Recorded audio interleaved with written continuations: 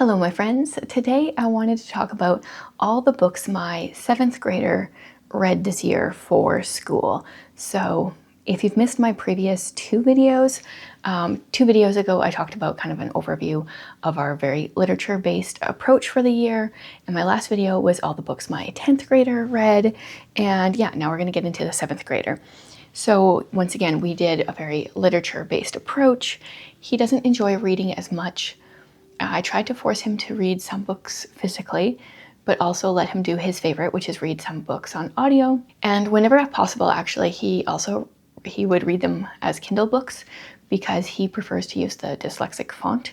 So yeah, once again, I don't know if I'm going to remember all of the books that he read, but I tried my best to create a list. And so here's what we've got.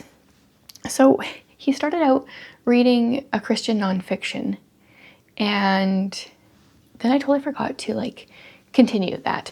But he read Do Hard Things by Alex and Brett Harris, A Teenage Rebellion Against Low Expectations. Now he read this at the beginning of the year. I don't remember his thoughts, but I know that my oldest also read it and enjoyed it. So that was the only one he read for that subject. He was reading A Poem for Every Day of the Year by Ali Asiri. He would just read this on the days that we were doing school, so he hasn't read through the entire thing. This is one of my favorite poetry collections. I just barely bought her A Poem for Every Night of the Year because I enjoyed this one so much. She just has really good variety of hilarious and classics and just a little bit of everything, and she does a really good job sharing a little bit about why she picked that poem for that day, or something in history that happened on that day, or a history about the poem. Definitely recommend these collections. For history, this is where I feel like I have forgotten some, because we were really focusing on history. A lot of the literature was based on what we were studying in history. So one of the books that he read, he read a series. He read 3 books in this Titanic series by Gordon Corman. I found 2 of them in a little free library a year ago, but I didn't find book 1. So we got book 1 from the library. And then he read book 2 and book 3. And they follow 4 different kids as the Titanic goes down. And then one of them also has a murder mystery. And I don't remember what the other thing was in book 1. But I think he enjoyed them. He also read Esperanza Rising. This is set, I think, in the 30s in California. Well, it starts in Mexico and then they move to California.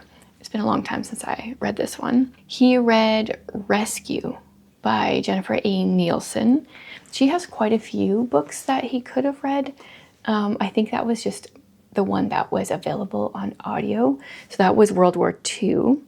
He also read Number the Stars, also World War II. Oh yeah, and then he also read Trapped in Ice, which that one was set earlier, I think 1914.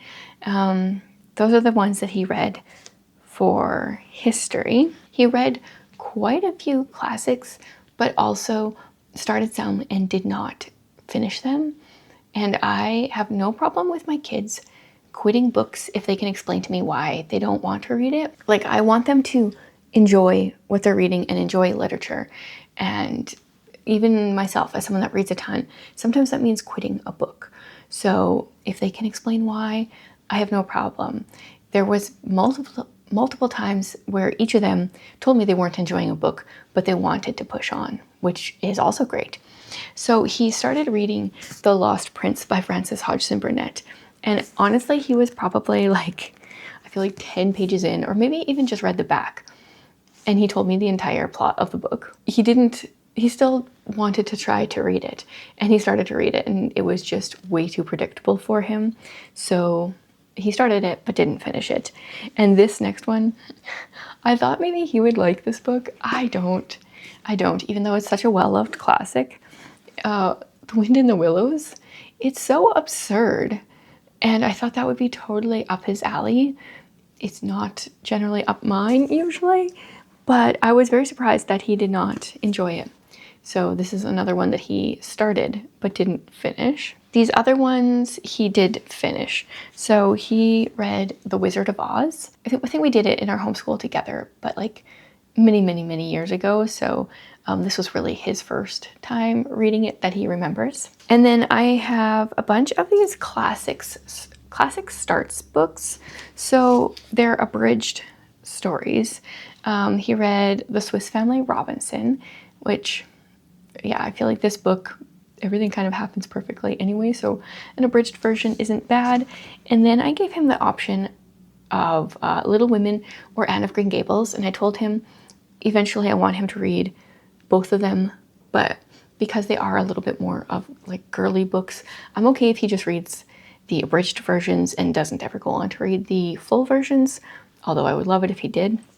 But he chose Anne of Green Gables, which makes my heart happy because I love this series and love Lucy Maud Montgomery. In nature study / geography, he read a book called Peak. It has to do with a boy who is named after a mountain peak, like his name is Peak, and his family's really into mountain climbing and stuff. And then I also think that there was a different nature book that I had him read.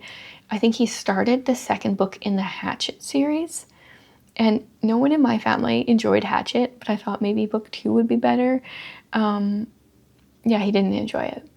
I know lots of people that love Hatchet, and it's just a no-go in our house, apparently. Then he read a couple biographies. I know he read Mary Slessor. We really like the Christian heroes ones, and sometimes he reads them physically, sometimes he listens to them. He also read the Dietrich Bonhoeffer one, and I think there was maybe another, but I didn't write it down. My bad. And then we did Greek mythology. So he also read the same Greek mythology stories. The one we have is written by Mary Pope Osborne. I tried to find it for this video, and I'm not sure where it is in my house, but it's somewhere. So he read the different myths in there. And then he has previously read the whole Percy Jackson series. And so he went on and read it again. Unlike my daughter, he didn't just stop after the first book. He kept going. He seems to enjoy the series. And then that might be all. But like I said, I didn't do a very good job keeping track this year when we deviated from my original lists, because sometimes if we were going to be getting a book from the library, it wasn't ready in time, or I came across some new books. So my goal for this next year is to keep a better list of the books that they actually read. So he'll be in 8th grade next year. I'm currently getting a million books out from the library and checking different books for what I want on their list for next year. So hopefully I will come back soon and share my plan for the year. But if you have any suggestions, either for 8th grade or for 11th grade, I would love to hear them. Those might be my next videos, unless there's something else you guys would like to see, let me know. But I will be back at some point to share our plan. And thanks so much for hanging out with me again.